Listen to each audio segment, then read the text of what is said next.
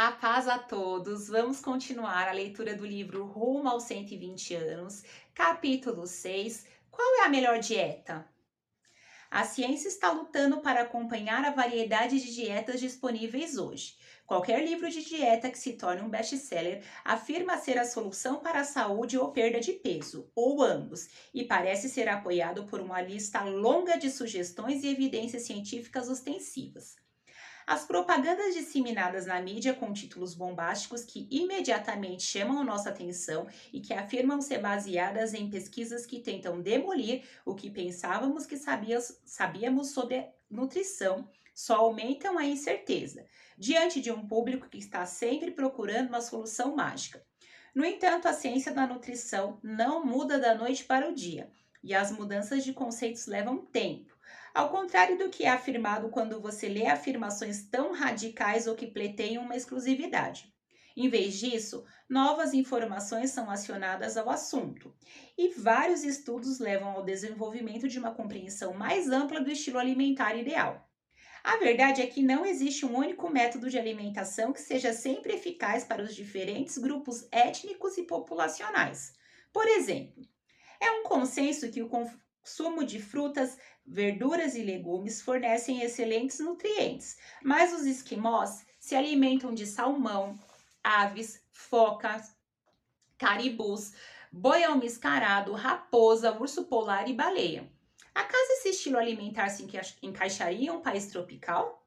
É fundamental lembrar que, além da geografia e da cultura, existe a individualidade de cada pessoa. Por isso, não existe uma resposta única que se encaixe em todas as situações. Como saber qual dieta é ideal para você? Faça uma associação com os dedos de sua mão. Primeiro, deve fornecer um bom balanço de nutrientes. Segundo, deve ser agradável ao seu paladar. Terceiro, deve adequar-se à sua capacidade culinária. Quarto, deve se encaixar em sua rotina diária. Quinto, deve melhorar, não degradar sua qualidade de vida. Novas escolhas alimentares exigirão tempo, esforço, reflexão e planejamento para se tornar um estilo alimentar, e seus novos hábitos passarão a ser naturais em sua rotina. Um questionamento comum que recebo é se Deus quer que os seres humanos sejam vegetarianos. A resposta é sim e não. No princípio, o vegetarismo era o plano de Deus para toda a humanidade. Disse Deus: Eis que lhes dou todas as plantas que nascem em toda a terra e produzem sementes, e todas as árvores que dão frutos com sementes. Elas servirão de alimentos para vocês. Gênesis 1, 29. Contudo, após o dilúvio, houve uma mudança nessa ordem natural. Tudo o que vive e se move lhes servirá de alimento. Assim como lhes dei os vegetais, agora lhes dou todas as coisas. Gênesis 9, 3. Instruções sobre como se alimentar de maneira saudável estão descritas em Levítico 11 e Deuteronômio 14, mostrando que na aliança da lei havia restrições alimentares. Jesus, em Mateus 5,17, declarou: Não pensem que vim abolir a lei ou os profetas. Não vim abolir, mas cumprir. Obedeceu a essas mesmas normas. Ele, portanto, não comia alimentos proibidos pela lei. Porém, ao cumprir a velha aliança, Jesus estabeleceu uma aliança superior.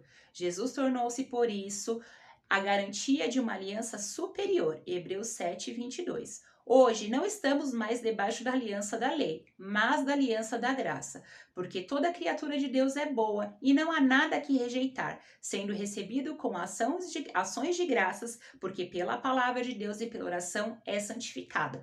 1 Timóteo 4,4. A propósito, já ouvi esse texto sendo usado para justificar a ingestão de produtos alimentícios que reconhecidamente causam danos ao templo do Espírito Santo. No entanto, o texto bíblico sugere que os alimentos santificados pela oração são aqueles que foram criados por Deus. Então, qual é a dieta mais sábia a ser seguida? A dieta da temperança. Sendo Jesus um modelo para os cristãos, a pergunta a ser feita é: o que Jesus comeria? A busca pela melhor alimentação tem sido um desafio contínuo há muitos anos. Houve muitas abordagens em budismos diferentes ao longo dos anos, mas dois conceitos que ganharam atenção significativa nos últimos anos são o jejum intermitente e o estudo PEER. O jejum intermitente consiste em um método de alimentação com períodos alternados de jejum e alimentação. A forma mais popular de jejum intermitente envolve um jejum diário de 16 horas com uma janela de alimentação de 8 horas. Durante o período de jejum, apenas água, café ou chá são permitidos. Um dos benefícios do jejum intermitente é que ele pode induzir um processo chamado autofagia, que é a maneira natural do corpo de limpar células danificadas e reciclar componentes celulares. Na autofagia, a saúde celular é mantida por meio de um processo complexo no qual proteínas danificadas, organelas e outros detritos celulares são sequestrados em autofagossomos, que são então transportados para lissossomos para degradação e reciclagem. É particularmente importante para a prevenção de doenças relacionadas a idades, como a doença de Alzheimer, de Parkinson e câncer. Diferentes estudos têm investigado a relação entre jejum intermitente e autofagia. Veja a seguir algumas descobertas importantes.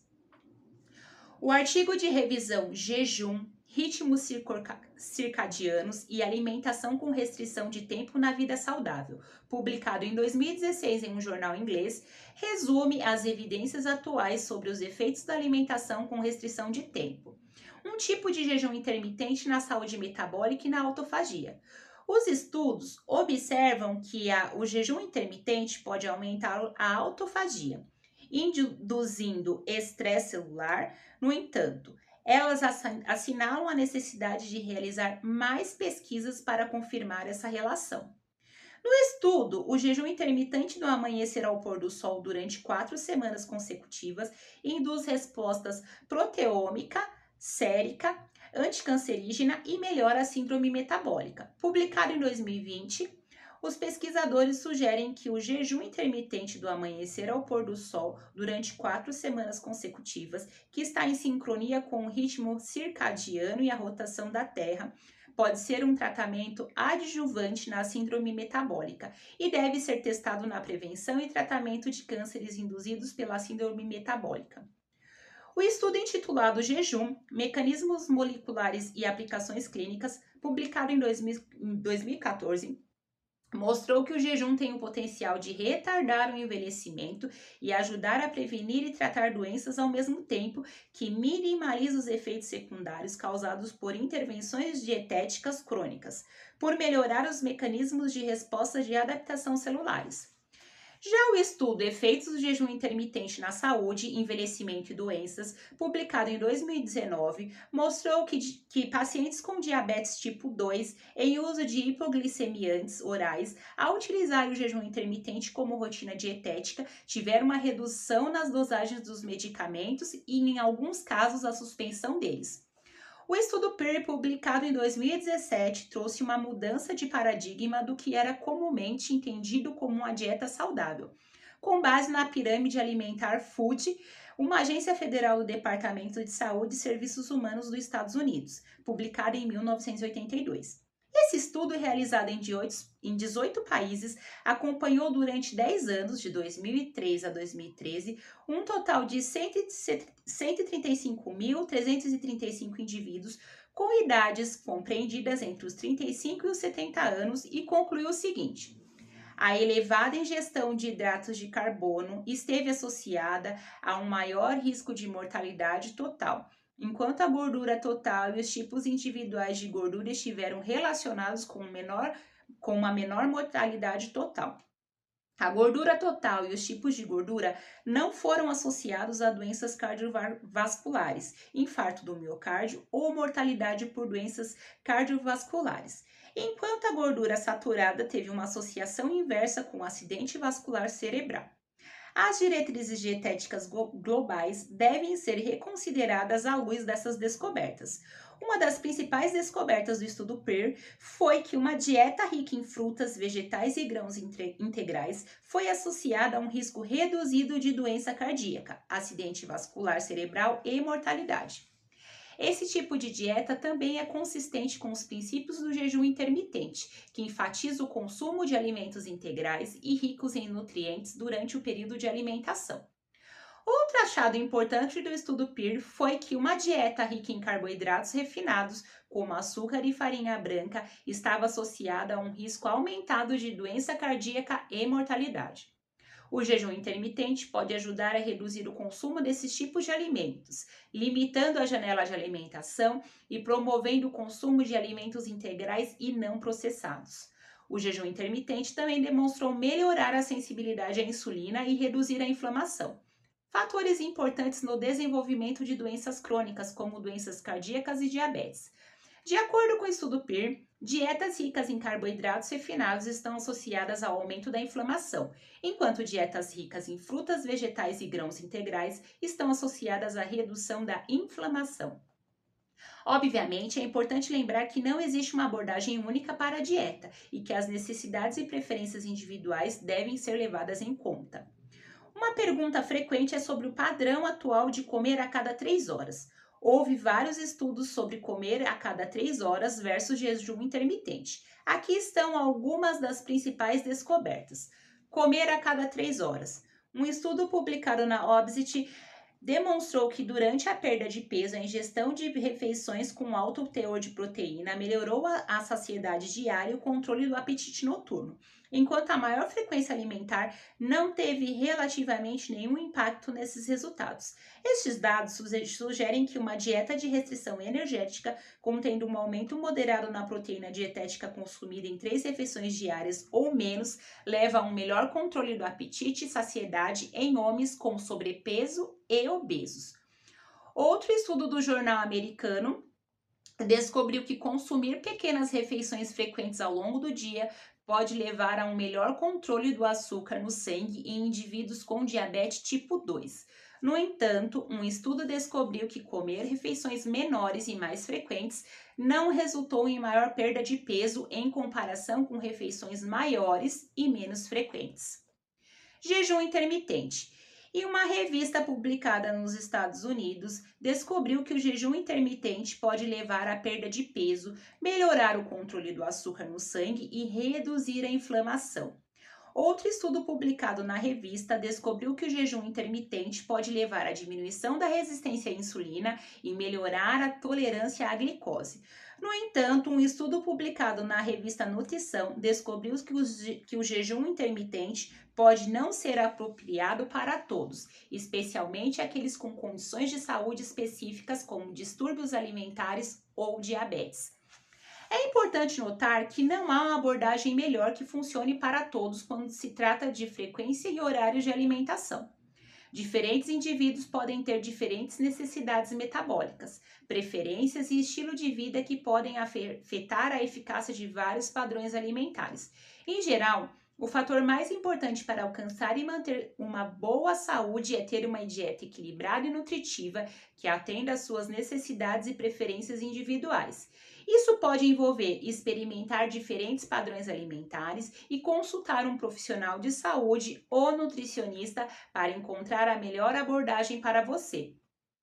Em termos de números de estudo e força de evidência, o jejum intermitente tem sido mais amplamente pesquisado e tem mostrado resultados promissores para a perda de peso, controle de açúcar no sangue e redução da inflamação. No entanto, os resultados individuais podem variar e o jejum intermitente pode não ser apropriado para todos, especialmente para aqueles que apresentam condições de saúde específicas ou deficiências nutricionais. Em conclusão, combinar os princípios do jejum intermitente e os resultados do estudo PIR pode fornecer uma maneira poderosa de melhorar a saúde e o bem-estar.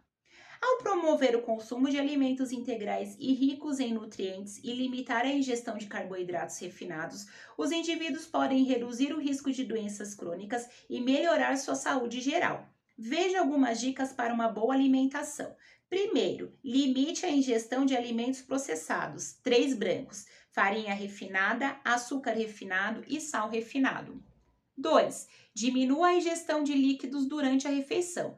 Imagine a digestão como um incêndio e ao tomar água ou ainda pior, refrigerante, você apaga todo o processo digestivo. Uma sugestão: coma uma fruta após a refeição, o que traz saciedade em relação a doces e líquidos.